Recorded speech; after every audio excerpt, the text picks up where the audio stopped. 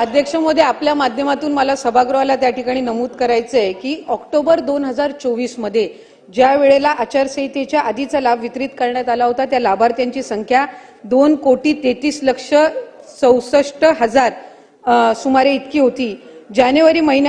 February महिन्यामध्ये जो आता आपण लाभ वितरित केला त्याची संख्या ही साधारणपणे 2,47,00,000 पेक्षा आहे। याचा अर्थ असा की आचारसंहितेच्या आधी 2,33,00,000 होती आणि आता 2,47,00,000 आपण महिलांना लाभ हा त्यांच्या खात्यामध्ये जमा केलेला आहे।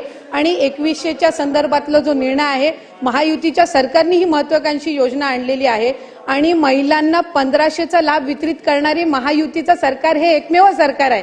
त्याच्यामुळे त्यांच्या आयुष्यामध्ये हा जो आनंद आहे हा अशाच पद्धतीने ही योजना राहणार आहे आणि 2100च्या संदर्भातला योग्य तो निर्णय आमचे मुख्यमंत्री देवेंद्र फडणवीस साहेब आणि दोन्ही उपमुख्यमंत्री योग्य वेळी घेतील। लाडक्या बहिणींची फसवणूक होणार नाही ही दक्षता निश्चितपणाने महायुतीचं सरकार घेईल।